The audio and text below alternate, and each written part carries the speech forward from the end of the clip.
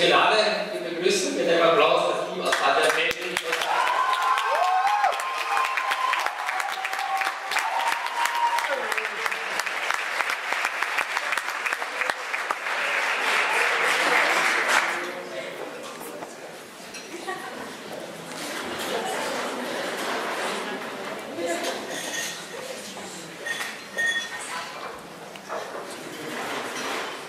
Alle Jungen mit ihren Ideen. Jetzt soll ich in der ganzen Stadt Geilen pflanzen. Guerilla-Marketing oder wie das heißt. Alles bleibt an mir hängen und meine eigenen Felder sind wie immer lang gekauft. Gestern wollten irgendwelche frechen Menschen Selfies mit mir machen. Was auch immer das ist. So, haben die nichts zum Lernen? Dass sie jetzt auf einmal alle meine Kleidung wollen. Naja, da warten muss man es genau.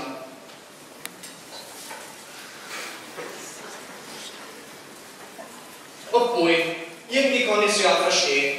Kleidung kann man für alles gebrauchen. Wenn du Kreuzchen hast, kalt das halt. Wenn du krank bist, kalt der Tee. Zum Handwaschen oder zum Baden gehen, kalt das halt. Aber am besten, am allerbesten kommen die Kleidung in Abendmenüne. Und zwar nicht nur im Essen, sondern auch als Beigetränk für gute Laune und Gaudi. Gin bringt's. Und das gibt es alles im Botanico. Wahnsinn!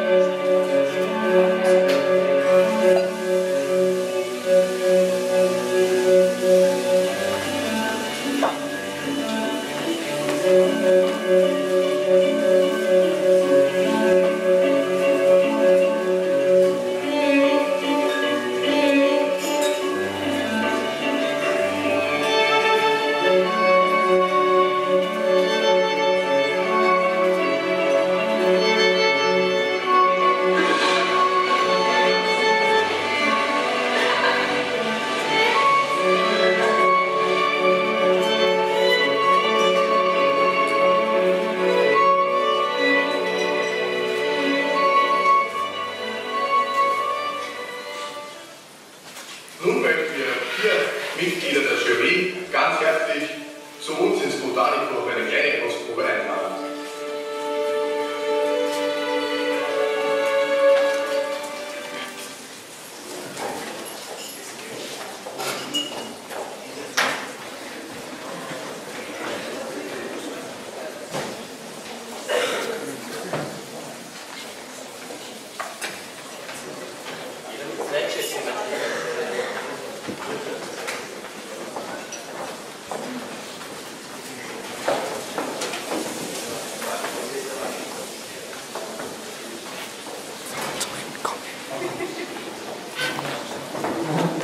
Herzlich willkommen.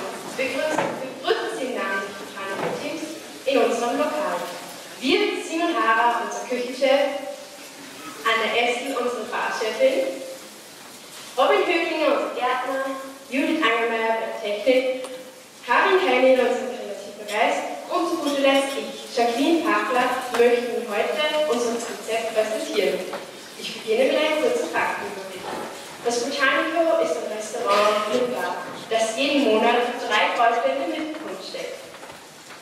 Als unsere USPs zählen unsere eigen angefertigten, abgetrennten Flaschen als Bargläser, unsere Speisekarten, die als Form von alten Büchern serviert werden, unsere selbst eingesetzten Gins, unsere Verkaufsecke und unseren regionalen Kräuterbauern aus Hirschbach, den Sie heute schon kennengelernt haben.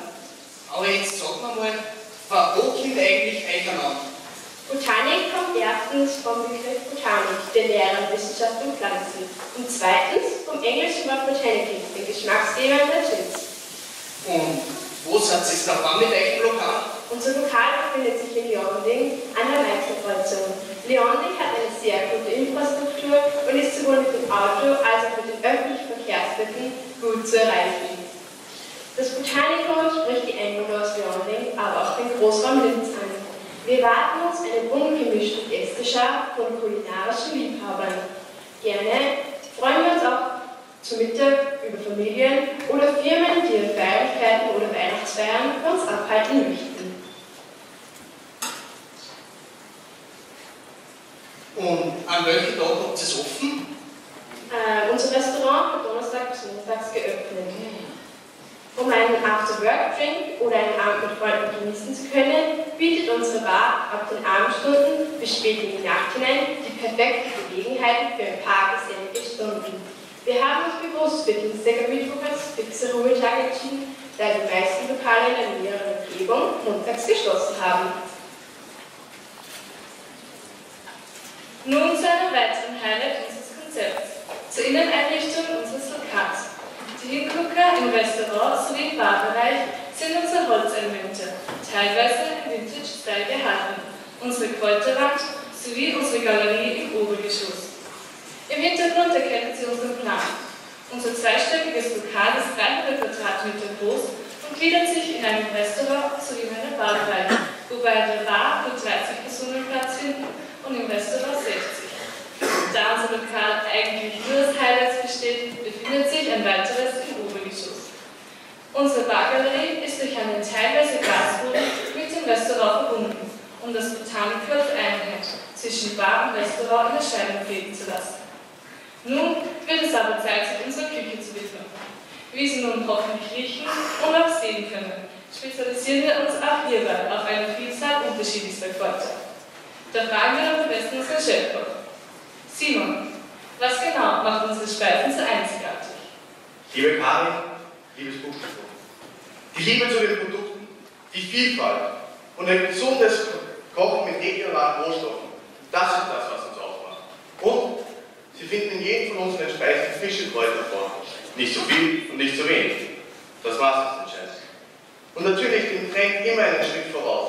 Bei uns können Sie nicht nur Gin trinken, sondern Sie finden ihn auch in den Speisen vor. Sowohl in Sorbets, Desserts als auch in Soßen. Ma, riecht das gut.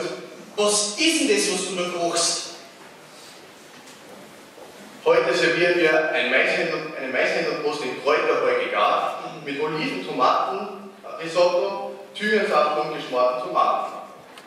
Das werde ich dann vor den Gästen tranchieren und servieren. Und auch das ist, was uns sehr wichtig ist. Wir versuchen, als Küchenteam, dass wir direkten Kontakt mit den Gästen haben. Und wenn es Zeit bleibt, dass wir ihnen Speisen servieren und fragen, ob wir den Geschmack getroffen haben. Vielen Dank, Simon. Ein weiteres und besonderes Erlebnis sind neben unseren selbstgemachten Kräuterlimonaden unsere Gins, welche wir in natürlichen Aromen verfeinern. Wer davon in unserem Betrieb noch nicht genug bekommt, kann einige Kräuterköstlichkeiten, wie zum Beispiel Kräuterpestos oder Getränke wie Tee, Sirupe oder unsere selbst kreierten Gins in unserem Verkaufswerk erwerben, um diese dann mit ihren eigenen Verwendungen genießen zu können. Besonderes Augenmerk legen wir auf unser Marketing, das ich Ihnen nun näher bringen darf. Durch unsere USPs, die Sie ja bereits kennengelernt haben, versuchen wir uns von anderen Speisenlokalen abzuheben. Um unsere Besonderheiten ins bestmögliche Licht zu rücken, wollen wir eine etwas ungewöhnliche, aber effektive Strategie umsetzen. Nach Absprache und Genehmigung mit den Städten Linz und Leonding werden wir gezieltes Guerilla-Marketing betreiben. Wie Ihnen heute hoffentlich schon hier im Atrium aufgefallen ist, pflanzen wir verschiedenste Kräuter an öffentlichen und interessanten Plätzen und Flächen. Sobald diese Kräuter gewachsen sind, werden wir sie mit unserer Visitenkarte versehen. Daraufhin werden die Kunden hoffentlich auf das Botanikum aufmerksam und werden uns dann auch einmal in ihrer Anwesenheit verehren. Auch in den sozialen Medien sind wir vertreten. Wir haben eine Fanpage auf Facebook sowie auch auf Instagram, wo wir die neuesten Veranstaltungen, Infos und Fotos von Cocktails und Gerichten posten werden. Neugierig machen wir unsere Kunden auch durch die Mittagsmenüs und dem Seeding in einzelnen Foren zu den Themen Gastronomie und Kräuter. Dadurch erlangen wir die Aufmerksamkeit von Kunden auch außerhalb von Leonin und Linz. Unser Ziel ist es, über die oberösterreichische Grenze hinweg einen Namen zu haben. Um auch die Eröffnung des Botanicus gebührend zu feiern, werden wir das Brau-Opening in lokalen Medien wie LT1 oder Traumviertel TV übertragen. Ja, wenn es willst, kann ich ja Führungen durch meine Felder machen und interessierte Leute was über Anbau, den Geschmack und die Wirkung von den verschiedenen Kräutern erzählen. Oder ich zeige gerne, wie man Gin mit Botanicus ansetzt. Wenn es hier ein paar Rezepte preisgibt, wird das bestimmt erinnern. Das ist sehr gut, danke. Ja, oder ich kann Kräutertraktor, Sightseeing-Touren durch Leonding und Tiersport veranstalten und die Leute selber pflanzen lassen. Das wird bei uns gleich schon mal.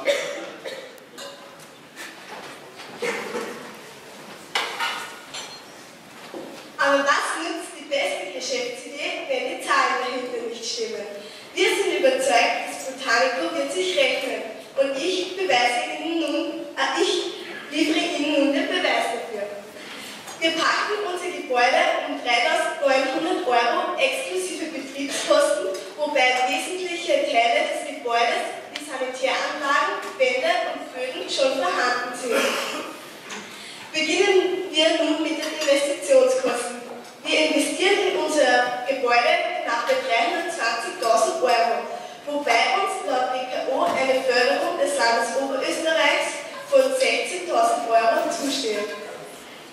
Unser Durchschnittsjahresumsatz beläuft sich auf 620.000 €, der sich folgendermaßen kalkuliert.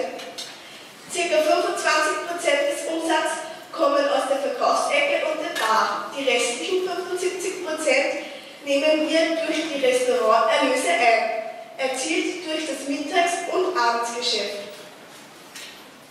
Zu den Planungskosten. Mehr als die Hälfte der Kosten sind bei uns Fixkosten. Den größten Teil der Fixkosten haben bei uns die Personalkosten. Diese belaufen sich auf 253.000 € jährlich für 11 Mitarbeiter, davon 3 Lehrlinge. Dieser Planungsansatz beinhaltet auch das Gehalt der beiden Gesellschafter, die bei einem hohen Cashflow mehr ausbezahlt bekommen. Durch Schulungen oder Exkursionen bieten wir unseren Gästen fachkompetente und motivierte Mitarbeiter. Wir schaffen ein gutes Betriebsklima durch gemeinsame Aktionen, Betriebsausflügen und erfolgsabhängigen Prämien. All diese Maßnahmen wurden in unserer Kalkulation berücksichtigt. Um ein hochwertiges Speisen- und Getränkeangebot zu garantieren, brauchen wir eine Wareneinsatzquote von annähernd 30% des Umsatzes. Unsere Planungsszenarien ergeben einen Durchschnittsgewinn von 46.000 € jährlich, wobei wir berechtigten Grund zur Hoffnung haben, dass wir doch noch in der Nähe des Best-Case-Planungsansatzes in der Höhe von 88.000 € für Steuern zu liegen kommen werden. Mit all diesen Zahlen kommen wir auf eine Durchschnittsamortisationsdauer von 8 Jahren. Wow, also von meiner Seite her ist alles klar. Was der Bauer nicht kennt, ist er nicht. Ach, so ein Blödsinn. Mir hat es Augusta gemacht und ich bin echt wählerisch, wenn es darum geht, wem ich meine Kräuter liefert. Hat sich das durch Hirschbach, Hirschen und Kräuterpflanzen und natürlich mein kleiner Name Donau ausgezahlt. Ja, was bleibt mir zum Sagen? Schaut's vorbei, ich muss weg, ich habe nur eine wichtige Lieferung zu tätigen. Für euch. Nun stehen wir Ihnen jetzt noch gerne für Fragen zur Verfügung. Herzlichen Dank, wir freuen uns auf Sie.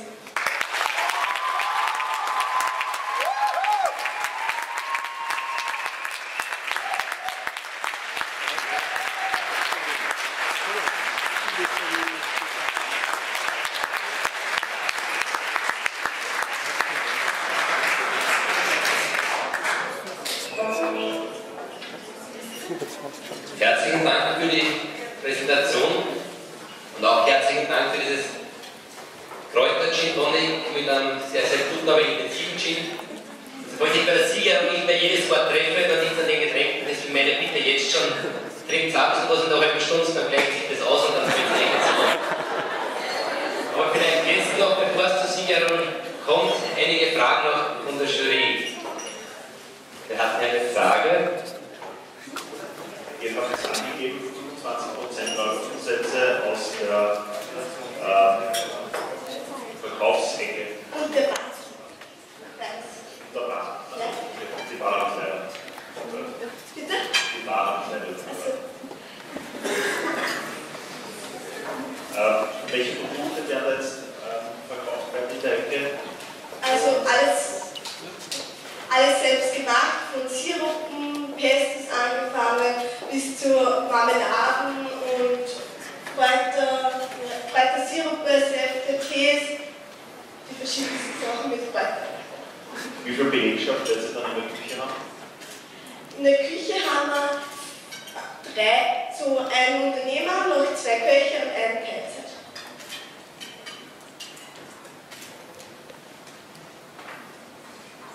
So, gibt es sonst noch was, Gerald, von deiner Seite noch? Ich kenne die gastronomische Situation von Leoning nicht. Diese 620.000 Euro Jahresumsatz ist angedacht. Ist der wirklich realistisch? Nummer 1, Nummer 2, auch ihr arbeitet mit einem relativ hohen Mitarbeiteraufwand. 8 Mitarbeiter, 3 Lehrlinge, im Jahr, wenn ich das richtig gelesen habe, 253.000 Euro Personalkosten. Und dann noch die letzte Frage, aber das ist eher als humorvoll gemeint, ich stamme einer Generation oder gehöre zu einer Generation, der wusste doch mit Leuten andere Dinge auch voranzufangen. Man konnte sie auch rauchen oder so.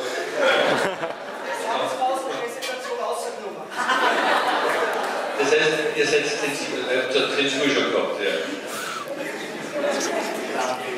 Also im Verkauf gibt es also nur offizielle Leute. Mit anderen geht man auch Geschäft machen. Ja, also noch einmal, Personalaufwand hat es nicht zu niedrig und ist der Jahresumsatz nicht sehr optimistisch geschätzt. Ja genau, also meinerseits ist der Personalaufwand sehr niedrig. Ja, wir haben das eigentlich kalkuliert, vielleicht ein bisschen, aber das wird sich ja die Jahre noch steigern. Optimistischer Jahresumsatz oder ist der ortsüblich? Bitte? Der Jahresumsatz von 620.000 Euro. Ist der ortsüblich, ist der Vergleichszahl, kann man das erzielen? Ja, natürlich, die lokalen Lager gehen natürlich sehr gut, oder? Aber der Einzugsraum von Linz und auch von Traun da ist, also erwarten wir wirklich eine hohe Gästeanzahl und ja, da das Konzept in Leon und Linz nicht vertreten ist, aber für uns wirklich also große Mengen an Gästen. Danke. Der Herr Fonka noch eine Frage. Als USB habt ihr zuerst eure selbstgemachten Bargläser. Ja, die haben wir hier zum Beispiel mit. Die Herrschaften auf der Bühne sicher gerne aus diesem Pulver zu trinken. Ja, das ist jetzt natürlich noch nicht finanziell lösbar, aber wir haben mit Gießereien geredet, die uns das aus uns machen würden, aber jetzt reicht das Budget auch nicht. Dann habt ihr mit diesen alten Büchern die Speisekarte. Ja. Wäre nett, wenn es kein Hundebuch gegeben hätte, sondern ein Kräuterbuch. Ja. Wir eigentlich wären Kräuterlexika gedacht gewesen, aber da auch so viel zu kaufen wäre in unserem Budget nicht vorhanden. Ja, wenn es sonst keine Fragen mehr gibt, dann habe ich noch einen Tipp. Soll es mit der Geschäftsidee nicht zu 100% klappen, könnt ihr mit der Gruppe Alcalzone zusammentun und auch die halblegalen Produkte dann kaufen. Herzlichen Dank.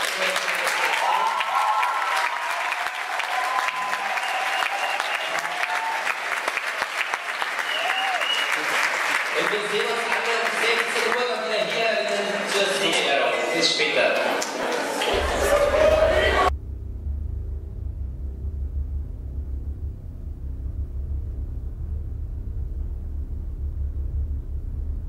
Wir haben ja die Präsentation von Alcalzone ist sicher gegeben und ein Hirnhängerbild, das war sehr gut. Würden Sie trotzdem die Titelverteidigung als realistisch sehen oder eher mit dem zweiten Platz gehen? Ich würde es auf jeden Fall als realistisch sehen. Man weiß nicht, wie es der Jury genau gefallen hat, wie die das bewerten, aber schlechter als Platz 2 ist auf keinen Fall und Titelverteidigung ist auf jeden Fall drin. Vielen Dank, danke.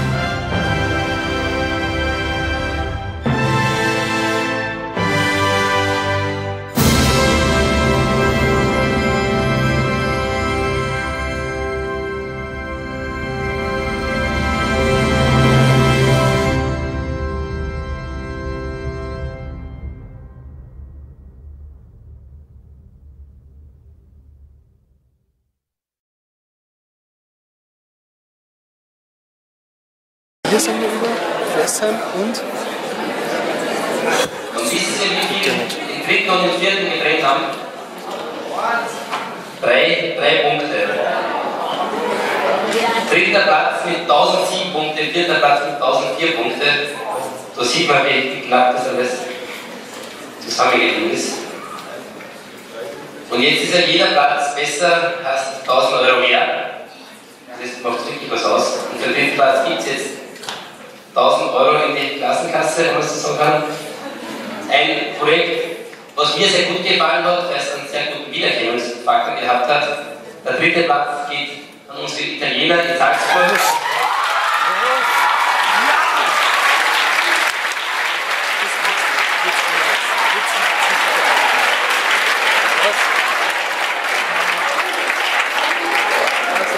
Tourismusschule Baden und Felden, entweder erste oder zweite.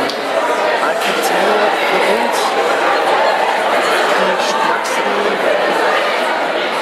Ich glaube, dürfen wir zum Finale kommen.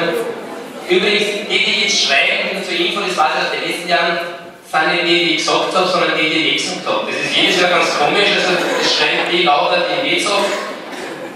Vielleicht von den Punkten, diese 2 Teams haben sich schon abgesetzt. Der zweite hat 1029 Punkte, der erste hat sogar 1047 Punkte. Also die haben wirklich dann ein bisschen Abstand gehabt und ich habe schon vorher gesagt, dass das Ergebnis ziemlich durcheinander gewirbelt wurde. In diesem Fall kann ich sagen, für den ersten gilt das Licht, den zweiten ist geworden die Tourismusschule Wilden Kaiser.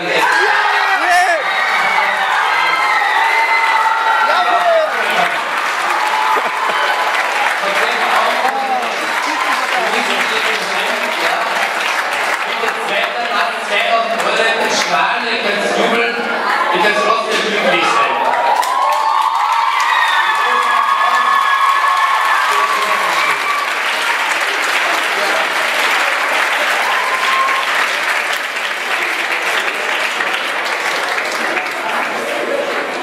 Und jetzt kann ich dir sagen, das Oberösterreicher, der erste Platz geht wenig überraschend nach Oberösterreich. In diesem Jahr nach Baden und Felden. Herzlichen Glückwunsch an das Konzept Botanico von der Tourismusschule Baden und Felden.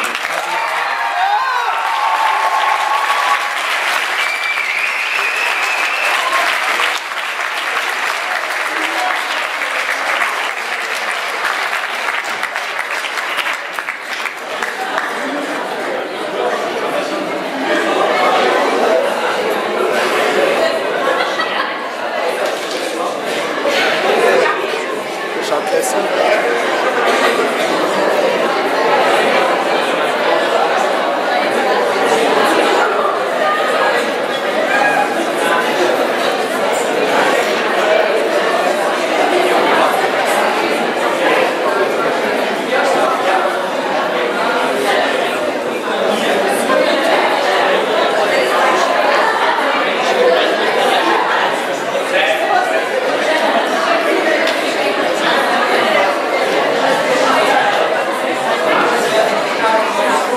Jetzt warst du schwul.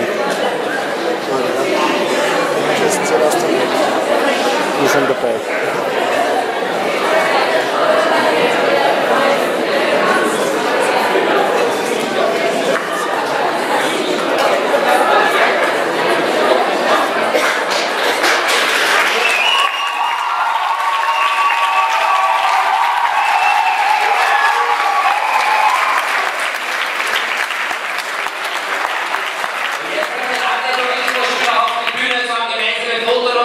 Und dann geht's weg draußen, das erste Glas schon Berger und dann geht's auf den Phosphor ins Kinsheim.